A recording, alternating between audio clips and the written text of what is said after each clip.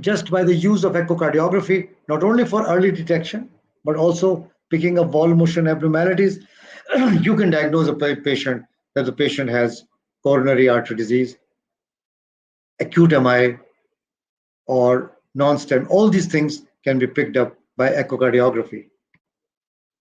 So, and this is another short axis view showing you wall motion abnormalities in the posterior wall. And these things all make you confident that you can diagnose disease at the bedside when the ECG may not be showing everything, and take appropriate action. So the reason I showed you the number of patients with rheumatic heart disease and coronary artery disease in India is to emphasize the fact that these clinical conditions can be diagnosed so well with the use of echocardiography, a simply done 2D echocardiography with Doppler, color, and you can actually diagnose most of the conditions. Here again, this is a 4-chamber position. You can see that the patient has severe wall motion abnormalities. Some of these patients go from place to place, and correct diagnosis is not made.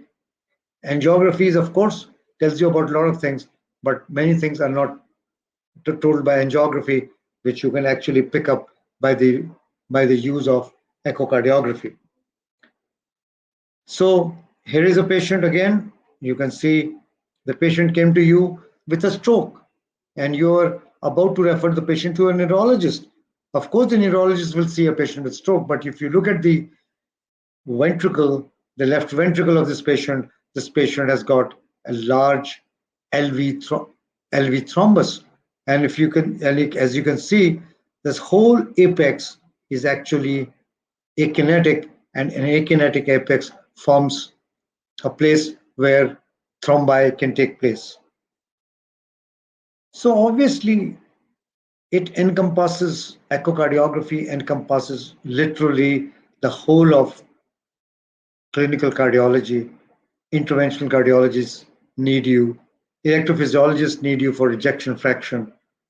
So if you were to use echocardiography intelligently, and now of course you have point of care echocardiography, as I was saying, that from the stethoscope, the point of care has become so rampant, particularly in this time of the COVID-19 pandemic, when you don't want to use your stethoscope, you can actually pick up most of the cardiac diseases just by the use of point of care. And I remember reading an editorial in New England Journal of Medicine will say, stop listening but start seeing, and that's how things are going.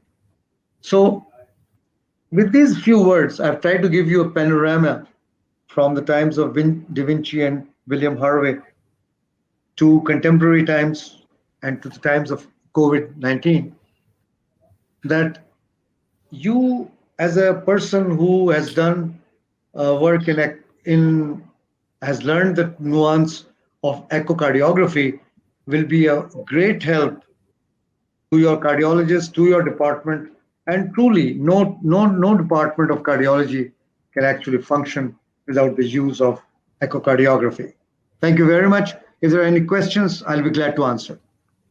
Yeah, Dr. Kasturi, actually, I just put a poll question that are you trained in echocardiography? So more than 85% of the students said they are not trained in echocardiography, which is very interesting actually in the context of the webinar. And also interestingly, the second poll question I asked, would you like to pursue a fellowship course in echocardiography? And more than 65% said yes, which is again very interesting actually, considering that they are not trained in echocardiography and are interested in pursuing. Yeah. So, I mean, I just wanted to just give them a brief as to what is the future, what is the scope of echocardiography. Yeah, you want me to speak about it? Yeah, just a few lines. I mean, if the interested students are really, I mean, want to pursue a course in fellowship in echocardiography, I mean, what is the scope, I mean, after doing that? No, I've given this panorama only for this reason, that they truly understand that in every arena of cardiology, because they're all doctors, they understand what heart diseases are, they know cardiology, that in every sphere of cardiology, you will be able to make a mark for yourself. And you will be helping your patient, you will be helping the clinical cardiologist, and you'll be helping your department in forging ahead, both with early diagnosis as well as correct diagnosis, as well as helping your people in planning out the course for this patient. For example, an acute MI patient, yeah, and the patient says, "Sir, I want to go home now. My angioplasty is done." But if diastolic dysfunction says that the left atrial pressure is elevated, you will say, "No. First, let me uh, formulate from. Let me give you adequate medications, and only then you should go." Just to give you an example, because rheumatic heart disease, coronary heart disease, cardiomyopathies are so very common in our country that just by the use of echocardiography, you will be able to make a mark for yourself. There's one question by Dr. Ajay, and his question is, I don't know whether you can answer this now. How to resolve holes in heart during infant stages? How to resolve? Oh, of course, pediatric echocardiography is a major field, and you will be able to see the hole in the heart, and you will be able to see with X-ray and ECG if the lungs are congested, and if the child is coming back recurrently with colds and coughs, you will be able to tell the doctor what to do about it. You can, of course, echocardiography is being used in neonatal wards so commonly. Go ahead, please, if there's any other question. Yeah. I'm just. Yeah, there is one question. Of course, I mean, he's asking that whether he's doing just completing his internship right now, and whether he can pursue the fellowship in 2D echo, which is actually yes, he can pursue if he's interested in the 2D echo course. Okay, so that you already answered it. See, I have not covered one area, two areas, because of brevity of time. Supposing this person does not go to cardiology. Okay. But after internship, he goes to critical care medicine. Mm-hmm. Today, half of critical care is based on echocardiography. Very true, sir. In the sense that any sick patient, whether he has got sepsis or whether he's got cardiac or neurological problem, they'll say, please have a look at the heart. I hope that function is normal. And what is the heart? Like I showed you that one patient who has a thrombus, and the thrombus may have actually embolized to the brain.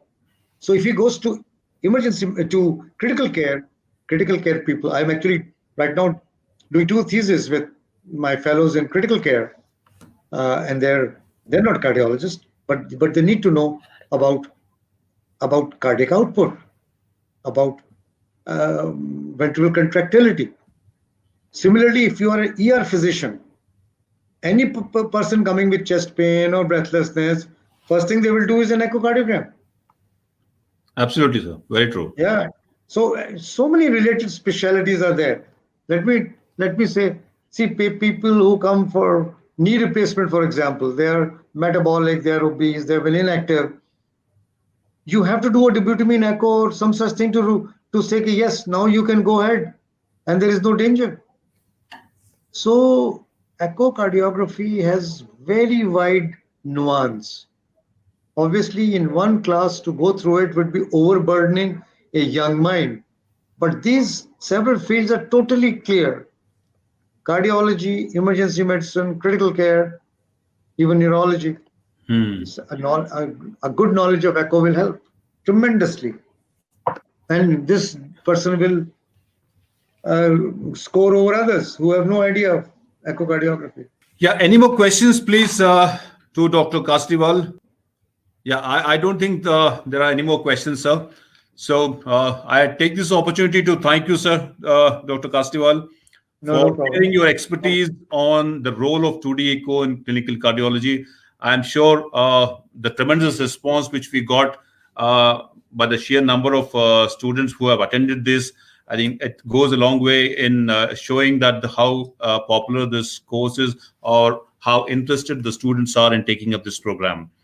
So I thank you once again, sir, for taking time out and sharing your expertise on this 2D echo program and the role of Thank you very much, sir. Thank you. Thank you very much. Thank you.